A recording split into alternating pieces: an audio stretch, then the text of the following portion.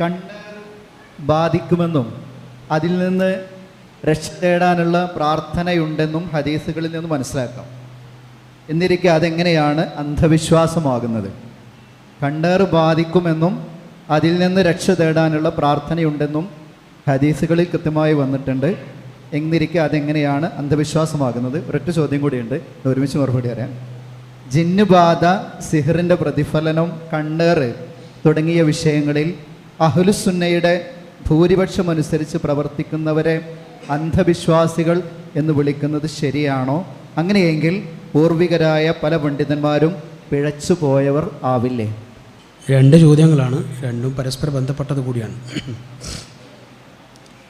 കണ്ണേറ് എന്നൊരു സംഗതി ഉണ്ട് എന്നും അതിന് രക്ഷ നേടാനുള്ള പ്രാർത്ഥന ഉണ്ട് എന്നൊക്കെ ഇരിക്കെ അങ്ങനെയൊക്കെ ഹദീസുകളുണ്ട് എന്നതുകൊണ്ട് അതെങ്ങനെയാണ് അന്ധവിശ്വാസമാകുന്നതാണ്.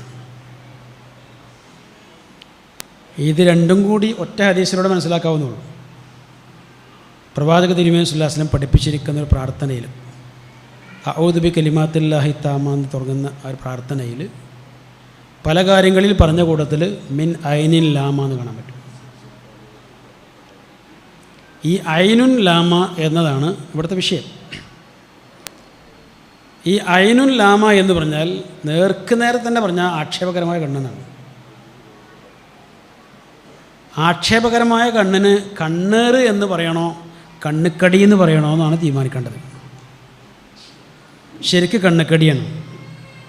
ഇത് അസൂയയുമായി ബന്ധപ്പെട്ട വിഷയമാണ്. മിൻ ശർരി ഹാസിദിൻ ഇദാ ഹസദി എന്ന് പറയുന്നതിലേക്ക് ചേർത്ത് പറയാം. ഹസദ് പലപ്പോഴും തുടങ്ങുക എവിടുന്ന? കണ്ണും തന്നെയാണ്. ഒരാൾക്ക് കൂടുതൽ നിഅമത്തുണ്ടാകും, നമ്മൾ കാണുന്നു, അങ്ങനെ നമ്മൾ അറിഞ്ഞു. അപ്പോൾ അതിൽ അസൂയ ഉണ്ടാവും. ചിലർ അത് സ്വന്തമാക്കാൻ ശ്രമിക്കും. സ്വന്തമാക്കാൻ ശ്രമിച്ചിട്ട് നടക്കുന്നില്ലെങ്കിൽ അത് നശിപ്പിക്കാനെങ്കിലും ശ്രമിക്കും. അങ്ങനെയുള്ള പല ശ്രമങ്ങളും ഇയാൾ സ്വന്തമാക്കാനാണ് അല്ലെങ്കിൽ നശിപ്പിക്കാനാണ് ശ്രമിക്കുന്നത് എന്ന് മനസ്സിലാക്കാൻ കഴിയാതെ ചിലപ്പോൾ അയാളെ കൂട്ടത്തിലുണ്ടാവുകയും ചെയ്യും. നിങ്ങൾ നോക്കണം, നമ്മളൊക്കെ നാട്ടിൽ പലരും ഏറ്റവും അടുത്ത ചില സുഹൃത്തുക്കളെയൊക്കെ തന്നെ കൂട്ടിയിട്ട് കൂട്ടുകച്ചവടം നടത്താറുണ്ട്.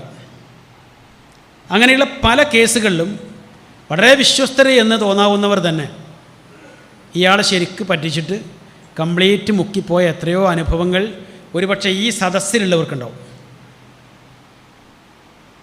അപ്പോൾ ഇങ്ങനെ ഈ ആളിപ്പോൾ എൻ്റെ കൂടെ ഷെയർ കൂടാൻ വരുന്നത് അല്ലെങ്കിൽ കമ്പനി കൂടാൻ വരുന്നത് എന്നെ കംപ്ലീറ്റ് തകർക്കാനാണ് എന്ന് നമ്മൾ ഓർക്കില്ല, നമുക്കത് അറിയില്ല.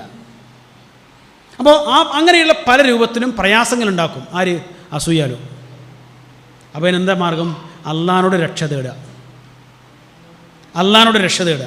എന്നാൽ കണ്ണേറ് എന്ന പേരിൽ ഇവിടെ അറിയപ്പെടുന്ന കാര്യം എന്താ? കണ്ണേറ് എന്ന കാര്യത്തിൽ അറിയപ്പെടുന്നത് ഇങ്ങോട്ട് നോക്കിയാൽ ഒരാളെ വീഴ്ത്താൻ പറ്റും,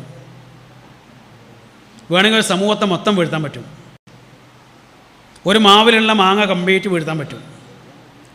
ഉടനെ നമ്മൾ ചോദിക്കുന്ന ചോദ്യമാണ്, തേങ്ങ വീഴ്ത്താൻ പറ്റുമോ എന്ന്. മാങ്ങ വീഴ്ത്താൻ പറ്റും, തേങ്ങ വീഴ്ത്താൻ പറ്റുമോ? ഒരു സഹോദരി എന്നോട് മറുപടി പറഞ്ഞത്, തേങ്ങക്കന്നെ 3 കണ്ണുണ്ട്, അതുകൊണ്ടാണ് വീഴാത്തതെന്ന്. മനസ്സിലായില്ലേ? കാരണം നമ്മളെ ആദർശം കൃത്യമായി ഉൾക്കൊണ്ടിരിക്കുന്നത് സഹോദരിമാരാണെങ്കിലും അവർക്ക് പ്രതികരിക്കാൻ പറ്റും. അതിനാണ് വിഷയം. അപ്പോൾ അങ്ങനെ വീഴ്ത്താൻ പറ്റുമെങ്കിൽ ആ വീഴ്ത്താൻ പറ്റുന്നതിന് പരിധിയുണ്ടോ? അമ്പളി മാമനെ വീഴ്ത്താൻ പറ്റുമോ? ശ്രമിച്ചു നോക്കി കൂടെ. ഇത് ഉപകാരപ്രദമായിരിക്കണം. ഞാൻ നേരത്തെ വെറുതെ പറഞ്ഞതല്ല. തെങ്ങിലൊക്കെ കയറാൻ ആളെ കിട്ടലിന് ഭയങ്കര പണിയാണ്. കിട്ടിയാൽ നല്ല പൈസയും കൊടുക്കണം. അപ്പോൾ ഇങ്ങനെ ഒരുത്തനെ കിട്ടിയാൽ താഴെ നിന്നിട്ട് ഞാൻ നോക്കിയിട്ട് അവിടെ പറ്റില്ലേ? മാത്രമല്ല, ഇത് പോയി എവിടെ എത്തി? കണ്ണേറ് മൂലം ഒരാൾ വീഴ്ത്താൻ പറ്റുമെന്നും അങ്ങനെ വീണ് കഴിഞ്ഞാൽ ഇനി അയാൾ നേർക്കുനേരെ എഴുതിയിട്ട് നിൽക്കണമെങ്കിൽ എന്ത് ചെയ്യണം? അതിന് പ്രതിവിധിയുണ്ട്. എന്താ പ്രതിവിധി? ഈ ടീമിൻ്റെ സലഫിയത്തിലൂടെ വന്ന പ്രതിവിധി ഞാൻ പറയുന്നത്. എന്താ പ്രതിവിധി? ആരുടെ കണ്ണാണോ തട്ടിയത് അവനെ കൊണ്ടുവരാം, അവനെ വലിയൊരു ചെമ്പിലോ ടാങ്കിലോ ഇറക്കി കുളിപ്പിക്കുക. അതിന് അങ്ങനെ കുളിപ്പിക്കണത്, അവനെ കുളിപ്പിച്ച വെള്ളം പുറത്തു പോകാൻ പാടില്ല.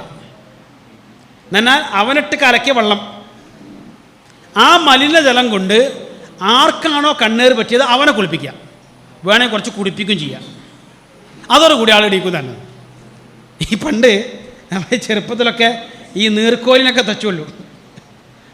തച്ചു കൊന്നാലും ജീവൻ പോയി നമ്മൾ വിചാരിക്കണത് അതിൻ്റെ വായിലേക്ക് കുറച്ച് മണ്ണെണ്ണ ഒഴിച്ചു കൊടുത്താൽ അതൊന്ന് എണീച്ചു കൊടുത്താണ്. എന്ന പോലെ ഇവനെ കുളിപ്പിച്ച ഈ മാരകമായിരിക്കുന്ന സാധനം ഉണ്ടല്ലോ, അതുകൊണ്ട് ഇവനെ മറ്റവനെ കുളിപ്പിച്ചാൽ ഓൻ ചിലപ്പോൾ എണീച്ചു കൊടുക്കും. എന്തായാലും ഇങ്ങനെയുള്ള ഇതിന് അന്ധവിശ്വാസം അല്ലാതെ വേറെന്താ പറയേണ്ടത്? അപ്പോൾ പ്രമാണങ്ങൾ വന്നിരിക്കുന്ന കാര്യം മറ്റൊന്നാണ്, ഇവർ പ്രചരിപ്പിക്കുന്ന കാര്യം വേറൊന്നാണ്. ഞാൻ സൂചിപ്പിച്ചത് അൽ ഐനു ഹക്കുൻ എന്ന ഒരൊറ്റ പദം കൊണ്ട് കണ്ണേറ് സത്യമാണ് എന്ന് പറയാൻ പറ്റുമെങ്കിൽ, അൽ യദ് എന്ന് പറഞ്ഞാൽ കയ്യേറെന്ന് പറയാൻ പറ്റണം, അൽ അൻഫ് എന്ന് പറഞ്ഞാൽ മൂക്കേറെന്ന് പറയാൻ പറ്റണം, അൽ ലിസാൻ എന്ന് പറഞ്ഞാൽ നാക്കേറെന്ന് പറയാൻ പറ്റണം, അൽ റിജിൽ എന്ന് പറഞ്ഞാൽ കാലേറെന്ന് പറയാൻ പറ്റണം. പറ്റുമോ? അവിടെ ഒന്നും പറ്റാത്ത ഇവിടെ മാത്രം ഇങ്ങനെ ഏറുണ്ടായത്? സംഗതി ഇത്രയേ ഉള്ളൂ. അതിങ്ങനെ കാലങ്ങളായി ഈ ഒരു സംഗതി അൽ ഐനി എന്ന് പറഞ്ഞാൽ കണ്ണേറെന്ന് ഇങ്ങനെ പറഞ്ഞു പോകുന്നതാണ്. ആ പറഞ്ഞു പോകുന്നത് അങ്ങനെ നമ്മൾ ബാക്കിയുള്ളവരും പറഞ്ഞുകൊണ്ടിരിക്കുന്നു എന്നല്ലാതെ അങ്ങനെ ഒരു പദം പോലും ശരിക്കില്ല. കണ്ണേറി എന്ന് പറയാവുന്ന ആ അർത്ഥത്തിലുള്ള അറബി ഭാഷയിലൊരു പദം പോലും എവിടെ ഇല്ല. പക്ഷേ ഇവർ വിവക്ഷിക്കുന്നത് ഞാൻ നേരത്തെ പറഞ്ഞതാണ്, ഒറ്റ നോട്ടം കൊണ്ട് ഒരാളെ വീഴ്ത്താനോ ഒരാൾക്ക് അപകടം ഉണ്ടാക്കാനോ മറ്റ് പ്രശ്നങ്ങൾ ഉണ്ടാക്കാനോ സാധിക്കും എന്നാണ് വിശ്വാസം. ആ വിശ്വാസം അന്ധവിശ്വാസം. എന്താ കാരണം? അങ്ങനെ സാധിക്കണമെങ്കിൽ അദൃശ്യമായി അയാളെ ഉപദ്രവിക്കാൻ പറ്റണം. അദൃശ്യമായി നേർക്കുനേറില്ലല്ലോ. ഇപ്പോൾ ഒരു വീടിൻ്റെ പണികൾ നടക്കുകയാണ്, ഒരാളിങ്ങനെ നോക്കിയിട്ട് മനസ്സിലെന്തൊരു അഭിപ്രായം പറയുന്നതോട് കൂടി ആ വീടിന് കേടുപാട് പറ്റും, അല്ലെങ്കിൽ പൊളിഞ്ഞു പോവും എന്ന് വന്നാൽ സ്വാഭാവികമായത് അങ്ങനെ സംഭവിക്കുന്നത് ഒരു കാര്യകാരണം എന്തോടല്ല, പ്രത്യക്ഷമായ ഒന്നും അതിലില്ല. എങ്കിൽ അങ്ങനെ സംഭവിക്കുമെന്ന് വന്നാൽ അദൃശ്യമായ വിധത്തിൽ ചില കാര്യങ്ങൾ ഇടപെടുവാൻ ചില മനുഷ്യന്മാർക്ക് സാധിക്കുമെന്നാണ് വിശ്വാസം. ആ വിശ്വാസം അന്ധവിശ്വാസം എന്ന് മാത്രമല്ല, അത് കടുത്ത ശിർക്കാണ്. അതുകൊണ്ടാണ് അത് ശിർക്കാണ്, അന്ധവിശ്വാസമാണ് എന്ന് പറയുന്നത്. പിന്നെ രണ്ടാമത്തെ വിഷയം, ഈ ജിന്നുബാധ, സിഹിറിൻ്റെ പ്രതിഫലനം, കണ്ണേറ് തുടങ്ങിയ വിഷയങ്ങളിലൊക്കെ അഹ്ലുസുന്നയുടെ ഭൂരിപക്ഷ അഭിപ്രായമുണ്ടെന്നാണ്. അപ്പം അങ്ങനെ ഉണ്ടായിരിക്കെ അത് തെറ്റാന്ന് പറയുകയാണെങ്കിൽ നമ്മളെ പൂർവികരിൽ പലരും പിഴച്ചവരാന്ന് പറയേണ്ടി വരില്ല എന്നാണ്. അത് രണ്ടും കൂടി കൂട്ടണ്ട, മനസ്സിലായില്ലേ? കാരണം ഈ പറയുന്ന ഈ ചങ്ങായിമാരും കൂടി ഈ പൂർവികര ആൾക്കാരാണെന്ന് വരുത്തി തീർക്കണ്ട, അതാ പറഞ്ഞു. ഒന്നാമത്തെ വിഷയം, ഇസ്ലാമിലെ പ്രമാണങ്ങൾ നേരത്തെ ജാബിർ റഹ്മാനി കൃത്യമായിട്ട് പറഞ്ഞു. വിശുദ്ധ ഖുർആനാണ് അടിസ്ഥാനപരമായിരിക്കുന്ന ഒന്നാമത്തെ പ്രമാണം. അതിൻ്റെ വിശദീകരമായിരിക്കുന്ന പ്രവാചക അധ്യാപനങ്ങളാണ് രണ്ടാമത്തെ പ്രമാണം. ഇജ്മാവും ഖിയാസുമാണ് അനുബന്ധ പ്രമാണങ്ങൾ. എന്നാൽ ഇതിനപ്പുറത്ത് ഒരു അഞ്ചാമത്തെ പ്രമാണം എന്നൊരു സംഗതി ഇന്നുവരെ മുസ്ലിം ലോകത്ത് അങ്ങനെ ഉടലെടുത്തിട്ടില്ല. അഞ്ചാം പ്രമാണം ഈ പറയുന്ന ചങ്ങാതിമാരുമായിട്ടും അതുപോലെ മറ്റ് പലരുമായിട്ടും ഇവരും മുസ്ലിം സംഘടനകളിൽ പലരുമായി സംവാദങ്ങൾ നടത്താറുണ്ട്. ആ സംവാദങ്ങളിൽ പ്രമാണം എഴുതും. ഒന്നാമത് പ്രധാനമായിരുന്നൊരു കാര്യമാണ് പ്രമാണങ്ങൾ. എങ്ങനെ എഴുതൽ? ഒന്നാം പ്രമാണം വിശുദ്ധ ഖുർആൻ, രണ്ടാം പ്രമാണം സ്വഹീഹായിരിക്കുന്ന ഹദീസുകൾ, ഒരു ഹദീസെന്നല്ല സ്വഹീഹായിരിക്കുന്ന ഹദീസുകൾ, മൂന്നാം പ്രമാണം സ്ഥിരപ്പെട്ട ഇജ്മാ, നാലാം പ്രമാണം വ്യക്തമായ ഖിയാസ്. അത്ര കൃത്യമായിട്ട് പറയുന്ന. എന്നാൽ അഞ്ചാം പ്രമാണം ഉണ്ടോ? ഇല്ല, ആരും പറയാറില്ല. ഇവിടെ ഒരു അഞ്ചാമത്തെ പ്രമാണമാണ് അവതരിപ്പിക്കുന്നത്. ഇത് 90കളിൽ മൻഹജു സലഫി എന്നുള്ള പേരിലാണ് ഇറക്കിയത്. 90കളിൽ അങ്ങനെ വന്നത്. ശരിക്കും മൻഹജ് ആണ് നേരത്തെ പറഞ്ഞ പോലെ ഒരു വരയാണ്, ഒരു ചാലാണ്, ഒരു രീതിശാസ്ത്രമാണ്. സലഫുകൾ ഇസ്ലാമിനെ പഠിക്കാൻ സ്വീകരിച്ചിരിക്കുന്ന രീതിശാസ്ത്രം. ആ രീതി എന്താ? ഖുർആനും ഹദീസും എങ്ങനെ പഠിപ്പിച്ചു അതേപോലെ സ്വീകരിക്കുക എന്നുള്ളതാണ്. അതാ രീതിശാസ്ത്രം. അതിന് ആ പേരിട്ടിട്ട് അതല്ലാത്ത മറ്റു പലതും ഇറക്കുമതി ചെയ്യാൻ ശ്രമിച്ചാണ് ഇവർ ചെയ്ത പ്രശ്നം. അപ്പോൾ ഞാൻ പറഞ്ഞു വന്നത് പ്രമാണങ്ങൾ അത്രയേ ഉള്ളൂ. അവിടുന്ന് അങ്ങോട്ട് എന്താണ് പ്രമാണം? ഒരു സമൂഹത്തിലെ ഒരു സംഘത്തിലെ ഏതാനും ആളുകളോ അല്ലെങ്കിൽ ഭൂരിപക്ഷമോ ഒരു വിഷയം പറഞ്ഞാൽ, ഒരു അഭിപ്രായം പറഞ്ഞാൽ അത് പ്രമാണമാവണമെങ്കിൽ അത് മുസ്ലിം ലോകത്തിൻ്റെ ഇജ്മാഅെങ്കിലും ആ വിഷയത്തിൽ വേണം. ഉണ്ടോ? സ്വഹാബികളുടെ അഭിപ്രായങ്ങളെക്കുറിച്ച്, വാക്കുകളെക്കുറിച്ച് ഇമാം ഗസാലി തൻ്റെ അൽ മുസ്തസ്ഫ രേഖപ്പെടുന്നുണ്ട്. സ്വഹാബികൾ ആരാ? പ്രവാചകരിൽ നിന്ന് നേരിട്ട് മതം പഠിച്ചു സ്വീകരിച്ച ആൾക്കാർ. അങ്ങനെയുള്ള സ്വഹാബികളുടെ അഭിപ്രായങ്ങളെക്കുറിച്ച് അദ്ദേഹത്തിൻ്റെ ഈ പ്രമാണങ്ങളുമായി ബന്ധപ്പെട്ട ചർച്ചയിൽ അദ്ദേഹം പറയുന്നു, ഒരു സ്വഹാബിയുടെ വാക്ക് ദീനിൽ തെളിവാണോ എന്ന വിഷയത്തിൽ പ്രബലമായ 4 അഭിപ്രായങ്ങളുണ്ട്. ഒന്നാമത്തെ അഭിപ്രായം, ഒരു സ്വഹാബിയുടെ അഭിപ്രായം നേർക്ക് നേരെ തന്നെ നിരുപാധികം പ്രമാണമാണ്. രണ്ടാമത്തെ അഭിപ്രായം, ഒരു സ്വഹാബിയുടെ അഭിപ്രായം അല്ലെങ്കിൽ വാക്കുകൾ ഖിയാസിനെതിരാണെങ്കിൽ അത് പ്രമാണമാണ്. മൂന്നാമത്തെ അഭിപ്രായം എന്താ? മൂന്നാമത്തെ വാദം, രണ്ട് ഖലീഫമാർ, ആദ്യത്തെ രണ്ട് ഖലീഫമാർ അബൂബക്കർ റളിയല്ലാഹു ഉമർ ഖത്താബ്, ഈ രണ്ട് ഖലീഫമാർ ഒരു കാര്യം ഏകോപിച്ച് പറഞ്ഞാൽ അത് പ്രമാണമാണ് എന്ന അഭിപ്രായമുണ്ട്. നാലാമത്തേത്, 4 ഖലീഫമാർ ഒരു വിഷയത്തിൽ ഏകോപിച്ച അഭിപ്രായം പറഞ്ഞാൽ അത് പ്രമാണമാണ്. ഇങ്ങനെ 4 അഭിപ്രായങ്ങൾ ഉണ്ട് എന്ന് പറഞ്ഞ ഇമാം ഗസ്സാലി അവസാനം അടുത്ത വാചകം എന്താ? വൽ കുല്ലു ബാതിലുൻ ഇൻദനാ. ഈ പറഞ്ഞ 4 അഭിപ്രായങ്ങളും തോട്ടുകരണ്ടാണ്, ദുർബലമാണ്, നിഷ്ഫലമാണ്, സ്വീകാര്യമല്ല. കാരണം പറഞ്ഞു. എന്താ കാരണം? ഈ പറയപ്പെട്ടവർക്കൊന്നും വഹയില്ല. അവർക്ക് സ്വാഭാവികമായ അബദ്ധങ്ങളും പോരായ്മകളും സംഭവിക്കുന്നതിൽ നിന്ന് അവർ പിന്നെ സുരക്ഷിതരല്ല. അതുകൊണ്ട് 4 ഖലീഫമാർ ഏകോപിച്ച അഭിപ്രായം പറഞ്ഞാൽ പോലും അത് പ്രമാണമാണെന്ന് പറഞ്ഞുകൂടാ.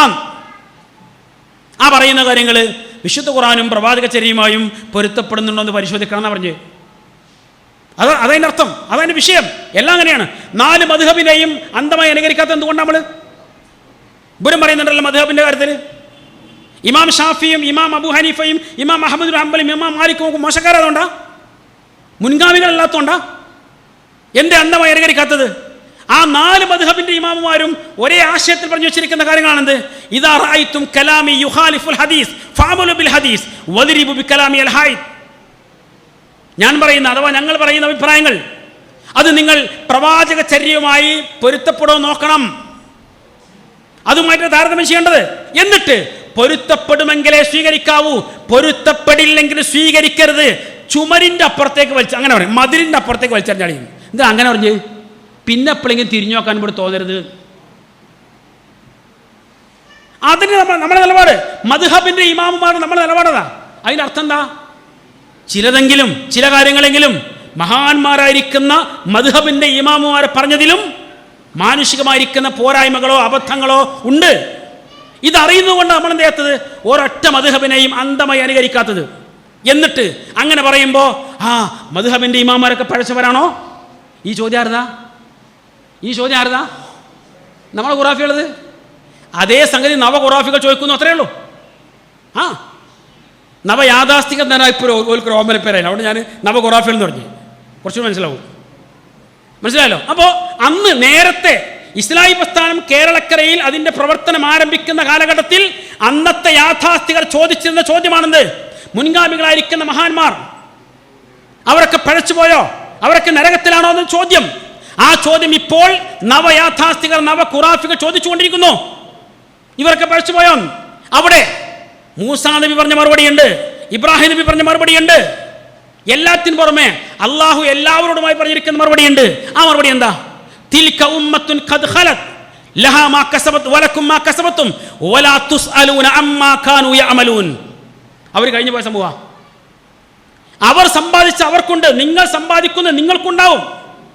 അവർ ചെയ്തു കൂട്ടിയിരിക്കുന്ന ഏതെങ്കിലും കാര്യങ്ങളുടെ പേരിൽ നിങ്ങൾ ചോദ്യം ചെയ്യപ്പെടുകയില്ല. അവർ പഴച്ചോ, അവർ പഴച്ചിട്ടില്ലേ, അവർ നല്ലോ, അതൊന്നും നമ്മൾ ചോദിക്കൂല. നമ്മോട് ചോദിക്കുക നമ്മുടെ കാര്യമാണ്. അതുകൊണ്ട് ഫൈസൽ മുസ്ലിയാരാണെങ്കിലും മാലിക് സലഫി ആണെങ്കിലും ഇനി ബി എൻ അദ്ലത്തി മദനി ആണെങ്കിലും ഇവരോടൊക്കെ ഞങ്ങൾക്ക് പറയാനുള്ള എന്താരോ, നിങ്ങളെ കാര്യം നോക്കി മക്കളെ, നിങ്ങൾ രക്ഷപ്പെടുമോ നോക്കി. മുൻഗാമികളായിരിക്കുന്ന ആൾക്കാർ നരകത്തിലാണോ, മരിച്ചുപോയ ആൾക്കാരല്ലേ, അവർ നരകത്തിലോ സ്വർഗത്തിൽ നമ്മൾ തീരുമാനിക്കേണ്ടതിനാണ് നമ്മൾ ഇതിനെ ആലോചിക്കുന്നത്. അത് തീരുമാനമാക്കപ്പെട്ട കാര്യമാണ്. അവരെവിടെയാണെങ്കിലും ആ കാര്യങ്ങൾ തീരുമാനിക്കപ്പെട്ട് കഴിഞ്ഞു. നിങ്ങൾ നിങ്ങളുടെ തടി സലാമത്താക്കി നോക്കി നരകത്തുനിന്ന്, അതാ ചെയ്യേണ്ടത്. അപ്പോൾ ഭൂരിപക്ഷ അഭിപ്രായം എന്നത് എന്തല്ല, ഇസ്ലാമിലെ ഒരു പ്രമാണമേ അല്ല. ഒറ്റ വാദം കൂടി പറഞ്ഞു വെക്കുന്നത്. എങ്ങനെയാണ് ഈ ഭൂരിപക്ഷ അഭിപ്രായം കണ്ടെത്തിയത്? ഏത് വിഷയത്തിലാണെങ്കിലും അഹ്ലുസുന്നയുടെ ഭൂരിപക്ഷ അഭിപ്രായം കിട്ടണമെങ്കിൽ ആദ്യം അഹ്ലുസുന്നയുടെ മൊത്തം അഭിപ്രായം കിട്ടണ്ടേ? അഹ്ലുസുന്നയുടെ പണ്ഡിതന്മാരെ മാത്രം എടുക്കുകയാണെങ്കിൽ തന്നെ, അഹ്ലുസുന്നയുടെ പണ്ഡിതന്മാരെ മാത്രം എടുക്കുകയാണെങ്കിൽ തന്നെ ലക്ഷക്കണക്കിന് പണ്ഡിതന്മാരുണ്ടാവും. ഈ ലക്ഷക്കണക്കിന് പണ്ഡിതന്മാരുടെ ഒരു വിഷയത്തിലുള്ള അഭിപ്രായമെങ്കിലും പൂർണ്ണമായി നമുക്ക് കിട്ടിയാൽ ഇങ്ങോട്ട് നമുക്ക് എണ്ണി നോക്കാം. വോട്ടിനിടാം, എത്ര എണ്ണം കിട്ടും? 51% അഹ്ലുസുന്നയുടെ പണ്ഡിതന്മാർ, അഥവാ എത്ര ലക്ഷം പണ്ഡിതന്മാർ ഈ വിഷയത്തിൽ ഇന്ന അഭിപ്രായം പറഞ്ഞത്. അങ്ങനെ അതുകൊണ്ട് ഭൂരിപക്ഷം ആ അഭിപ്രായത്തിനാണ് എന്ന് പറയാം. അങ്ങനെ വല്ല വകുപ്പുണ്ടോ? ഉണ്ടോ? ഇവിടെ അഹ്ലുസുന്നയുടെ ലക്ഷക്കണക്കിന് പണ്ഡിതന്മാർ കഴിഞ്ഞു പോയി. ആ കഴിഞ്ഞു പോയവരിൽ 10 100 ആളുകൾ കിതാബുകൾ എഴുതിയിട്ടുണ്ട്. അവർക്കറിയുന്ന കാര്യങ്ങൾ എഴുതി വെച്ചിട്ടുണ്ട്. ആ കിതാബുകളിൽ നിന്ന് 4 5 ഇബാറത്തുകൾ എടുത്ത് ഉദ്ധരിച്ചിട്ടാണ് അഹ്ലുസുന്നയുടെ ഭൂരിപക്ഷം ഇതിന് അനുകൂലമാണ് എന്ന് പറയുന്നതും അതൊരു പ്രമാണമാണ് എന്ന നിലക്ക് അവതരിപ്പിച്ചുകൊണ്ടിരിക്കുന്നതും അതിനെ ചോദ്യം ചെയ്യുമ്പോൾ മഹാന്മാരായിരിക്കുന്ന മുൻഗാമികളൊക്കെ പിഴച്ചവരാണോ എന്ന് പഴയ ഖുറാഫികൾ ചോദിക്കുന്ന അതേ ചോദ്യം പുതിയ ഖുറാഫികളും ചോദിച്ചുകൊണ്ടിരിക്കുന്നത്. അവിടെ ഞങ്ങൾക്ക് പറയാനുള്ള മറുപടി തന്നെയുള്ളൂ. വലാ തുസ്അലൂന അമ്മാ കാനൂ യഅമലൂൻ. അസ്സലാമു അലൈക്കും.